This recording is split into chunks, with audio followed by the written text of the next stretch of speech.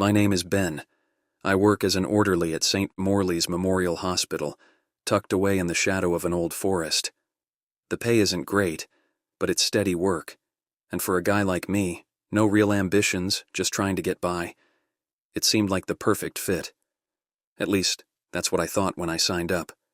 It started off like any other job. Scrub floors, clean up after messy patients, and wheel folks around when the nurses barked orders at me. Nothing glamorous, but it kept my rent paid. Then, during orientation, they handed me the rulebook. The rulebook wasn't printed like a regular manual, no glossy cover, no cheerful HR slogans. It was a small weathered thing, bound in peeling leather, with handwritten pages. The text inside wasn't typed. It was scrawled in shaky penmanship that seemed ancient, like whoever wrote it had been in a hurry, or terrified. When I opened it, the first page bore a warning in bold red letters. Failure to follow these rules will result in termination. Termination felt ominous. Still, I chuckled nervously and flipped through it. The rules seemed strange, ridiculous even. Here are a few I remember from that first read. 1. If a patient in room 317 asks for water, bring it immediately, but do not meet their eyes. 2. Never, under any circumstances, enter the basement after 11:45 p.m. 3. If you hear whistling near the second-floor nurses' station and no one is there, leave the area. Do not investigate. 4. The head nurse's office is always locked. It will open when it's needed. Do not try to force it open. 5. Always leave a single light on in the east wing at night, even if no one is there. What's with the theatrics? I joked. My supervisor, a wiry, pale man named Carl, didn't laugh. You'll understand soon enough, he muttered. Just follow the rules. For the first few weeks, I dismissed the rules as hospital lore. Superstitions cooked up by overworked staff to keep things interesting. That is, until the incident in room 317. It was a quiet Tuesday evening. I was restocking supplies when I heard a patient call out. The voice was weak and scratchy, like sandpaper rubbing against wood.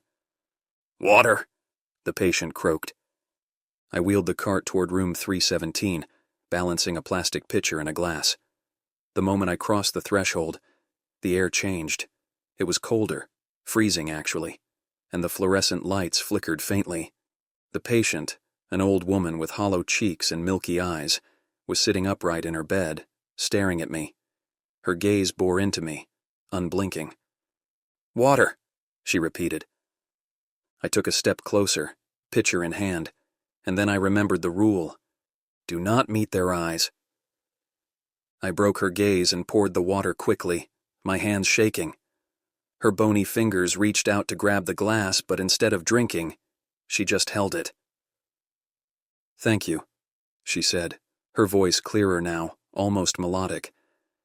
I nodded and backed out of the room, my heart pounding.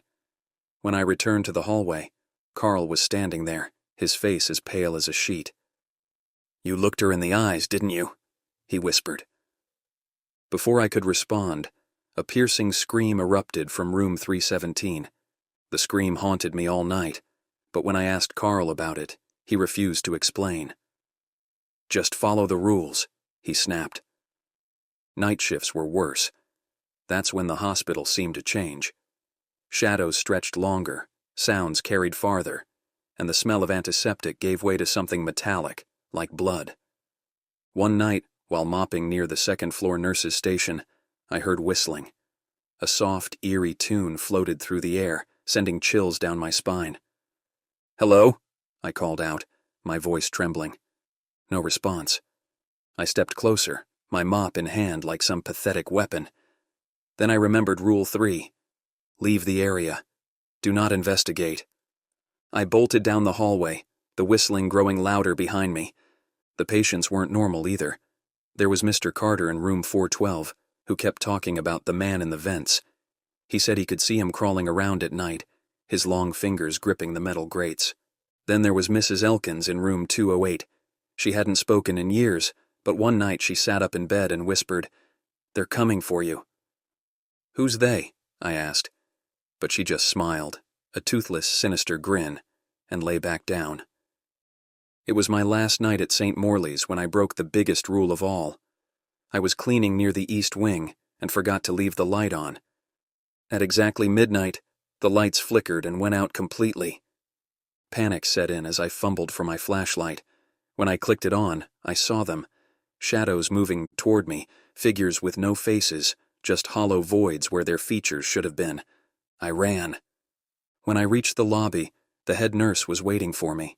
Her face was unnaturally calm, but her eyes were full of rage. "You broke the rule," she said coldly. "You left the east wing dark." "I didn't mean to," I stammered. Her smile widened, too far for a human mouth. "No one ever means to." I don't work at St. Morley's anymore. I escaped, barely. But the hospital doesn't let go so easily. At night, I still hear the whistling. Sometimes I see hollow-eyed figures in my dreams, standing at the foot of my bed. And every now and then, when I pass by a dark hallway, I feel a cold, bony hand brush against my arm. I'll never forget the final rule. Once you've broken the rules, you belong to the hospital, forever.